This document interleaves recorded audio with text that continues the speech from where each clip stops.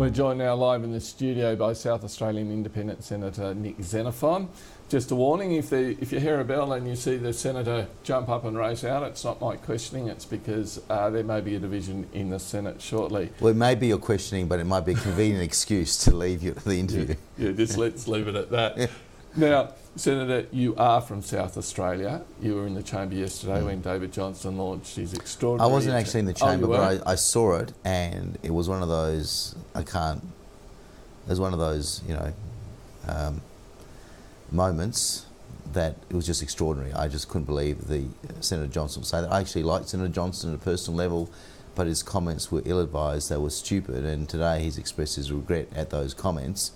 But what I find particularly curious about them is that the ASC is owned by the Commonwealth of Australia. If the government believes that there is a problem with the ASC management, and I don't necessarily accept that proposition, by the way, then they can fix it.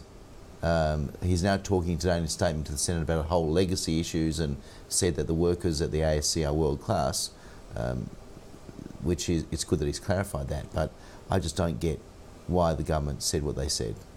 Is his position tenable? The opposition is calling for him to either resign or be sacked. Well, it's interestingly, as I understand it, and hopefully this information is correct, that the South Australian opposition leader, Stephen Marshall, has been very critical of the Defence Minister, and I think he may have said something along those lines about it being untenable. What is really untenable? What do you think? Well, I think he's in a very difficult position, but I think, to me, the big picture is this. The government, in opposition, promised that the subs will be built in Australia and particularly at the ASC in South Australia. This is a multi-billion-dollar promise involving many thousands of jobs with huge strategic implications for Australia. I believe that the federal government has in effect done a deal between the US and Japan in particular as part of a strategic alliance to build the submarines in Japan, which I think would be completely the wrong thing to do. It would be a strategic mistake, an economic disaster for Australia, particularly my home state of South Australia, and that is my fear. I don't think they're denying it. That we might go through some competitive process, project definition process, but I think that would be a sham. Let's be clear, you're alleging a kind of a conspiracy between our government and the governments of two of our allies. I'm not alleging a conspiracy at all. I just think there was a handshake between Shinzo Abe and our Prime Minister, and they're basically they're going to go through the motions of saying we'll have a competitive process, but at the end of that process we'll end up with Japanese subs built in Japan. Okay, secret deal, conspiracy. Not sure what the difference is. What's your evidence for that? I just think if you look at the statements, I mean, it's a hunch, and the hunch is based on the government being reluctant to commit to an open competitive tender process, firstly. Secondly, there's speculation as to what occurred between world leaders at the G20. Feedback that I've had is that the government has privately been saying that Japan is the way to go, and I'm referring to a meeting that occurred between Prime Minister Abbott and President Hollande of France. So it's looking pretty grim. I find this incredibly frustrating because we are throwing away an opportunity to build subs here. It's in our strategic interest to build them here, in our economic interest, and a huge flow-on effect for our economy nationally. So in his outburst in the Senate on Tuesday, Senator Johnston, the line that grabbed the headlines was, wouldn't trust them to build a canoe. But behind that... That's why I tried to give Senator Johnston a paddle. I came into the paddle this morning at the Senate doors. But he also said that their performance has been woeful, that the air warfare destroyers are $350 million over budget, perhaps $600 million over budget. Now, is that accurate, or do you think he's sort of presenting the case to help defend this secret deal with the Japanese? I don't know. All I know is that there was a report between the Winter White report, Don Winter, I think former US Secretary of the Navy, John White, the man who effectively saved the Anzac frigate program from collapse. He brought it back on time, on budget, I think under time, under budget. They prepared a report about the AWD process and yet that report is secret. I've moved 2 resolutions in the Senate passed by the opposition and crossbench colleagues. The government won't front up and show us that report.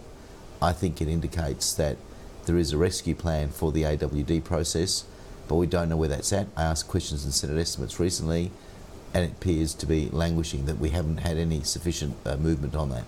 The government earlier this week, the ABC announced where it's going to cut back services, including the production unit at the ABC in Adelaide. Are you doing the 7:30 report and late line? Hey? Are you going to be doing the 7:30 report and late line together? Possibly, yes. Okay. And so in South Australia, that'd be deeply unpopular. Even Christopher Pyne isn't supportive of that. It's been presented as a broken promise. If the government broke this promise to build the submarines in South Australia, what would the reaction in South Australia be? I think Christopher Pyne could face losing his seat. The ABC cuts are deeply unpopular.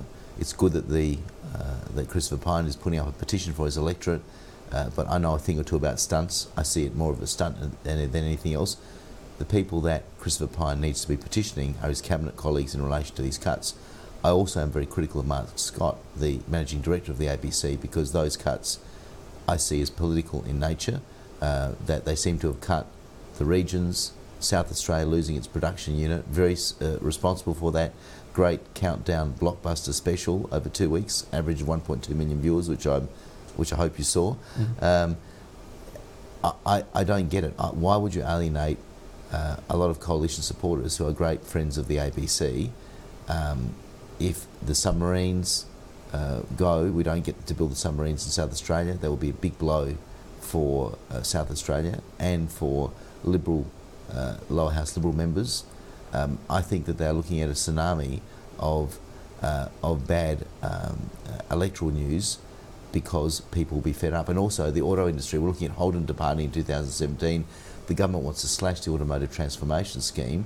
If they do that, hundreds of thousands of jobs and 140 firms between South Australia and Victoria will end up closing early without a chance to transform to something else. So you say that Christopher Pyne is in danger of losing his seat. What other Liberal MPs will be in danger of losing their seat at the next election should the government break its submarine promise in the same way it's broken the promise not to cut the ABC? I think Matt Williams in Hindmarsh is in a very marginal position. And I think Steve Georgianis, who was a very popular local member, is still lurking around, and I think Steve is still active in the community. He would give Matt Williams a run for his money if he runs again. You've got Andrew Southcott. Boothby was a safe Liberal seat, now much more marginal. I've got to say this about Christopher Pyne. He is a formidable campaigner, well regarded in his electorate, but no matter how well regarded you are, if you are trying to defend deeply unpopular policies that are perceived as targeting one state, you have between 1 to 3 seats that are vulnerable in South Australia. Jamie Briggs is in Mayo, Assistant Minister for Infrastructure, very strong Liberal seat, but who knows what might happen with an independent Liberal candidate in that seat. But I'm just saying there are warning signs there, but I think this resonates not just in South Australia, but in other parts of the country as well. Victoria, New South Wales, even Tasmania, where shipbuilding, submarine building, the flow-on effects are very significant. You've run a ticket before in the Senate in South Australia. You'd be thinking about running any candidates in lower house seats? I think there's a big difference between the lower house and the Senate.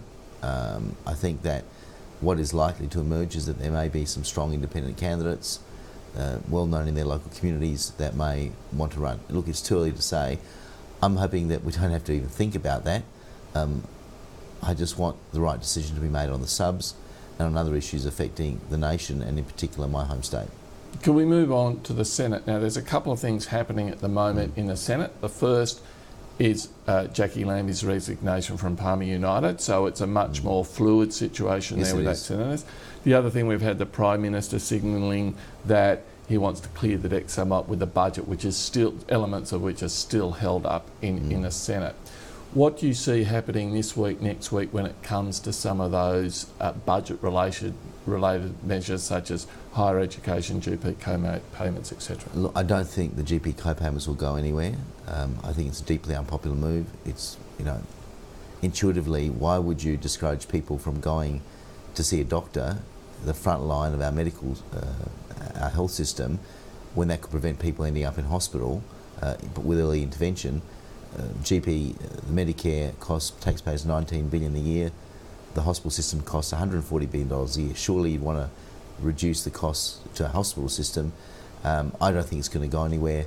Higher education, I know the government is pushing really hard. I mean, look, I've got serious concerns about the government's changes.